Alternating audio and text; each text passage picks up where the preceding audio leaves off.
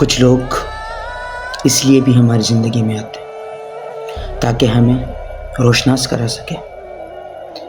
ہمیں پتہ چل سکے اس بات کا کہ ہر چہرہ ایک جیسا نہیں ہوتا، اس بات سے کہ اوقات سے زیادہ دی گئی محبت کم ضربوں کو راس نہیں آیا کرتی، اس بات کا بھی پتہ چل جاتا ہے کہ ایسا شخص جس کے بنا ہم ایک پل نہیں گزار سکتے، اس کے بنا زندگی کیسے گزارنی چاہیے۔ ایسے لوگوں سے ہمیں فائدہ بھی ہوتا ہے اور نقصان بھی ہوتا ہے۔ فائدہ یہ ہوتا ہے کہ ہمیں کئی ایسے سبق مل جاتے ہیں، زندگی کے کسی موڑ پہ بھی مددگار ثابت ہو سکتے ہیں، اور ہمیں بہت سے ایسے چہروں سے آگاہ ہو جاتے ہیں جن کے چہرے پر پیار اور دل میں زہر چھپا ہوتا ہے۔ یہی لوگ ہوتے ہیں جو شروع میں ہمارے تک کا بھی رپلائی دیتے ہیں، ہمارے ایک ایک ایموجی کا جواب ان کے پاس ہوتا ہے، لیکن تھوڑا سا وقت گزرتا ہے،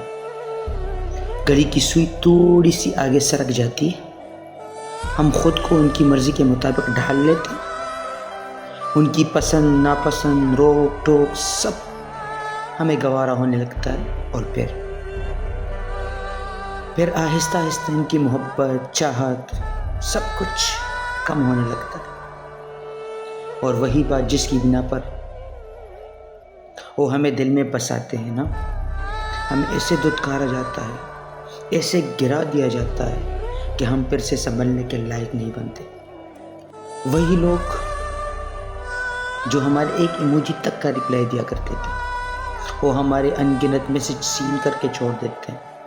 ہمارے لمبے لمبے پیراگراف ان کے سامنے بیکار پڑ جاتے ہیں، ہماری منٹس ہمارے ترلے سب ردی کی ٹوکری میں پھینک دیا جاتا ہے، پھر بھی ہم باز نہیں آتے کیونکہ ہم عزت نفس کچل چکے ہوتے ہیں، محبت کے سامنے بے بس ہو چکے ہوتے ہیں، ہمارا دل ہی مان رہا ہوتا کہ ہم ان سے دور ہو جائیں۔ محبت اتنا بے بس بنا دیتی ہے نا، اتنا بے بس کہ ہم ان کے ہاتھوں تذلیل کروا کر بھی ان کے سامنے ڈھیٹ بن کر کھڑے رہتے ہیں، اور بار بار اسی دروازے پر دستک دیتے ہیں جو ہمارے لیے بند کر چکے ہوتے ہیں وہ لوگ۔ لیکن کبھی یہ سوچا ہے، کبھی اس بات پر بھی غور کیا ہے کہ کیا ایسے لوگ اس قابل ہوتے ہیں کہ ان کے لیے روئے جائے؟ کیا ایسے لوگ قابل ہے اس بات کے کہ ہم اس کے لیے خود کو ڈپریشن میں لے کے چلے جائیں؟ تو جواب کیا ہے؟ نو۔ ان کے سامنے محبت کی بھیک نہیں مانگنی چاہیے، کیونکہ یہ لوگ اس چیز کے قابل ہی نہیں ہوتے۔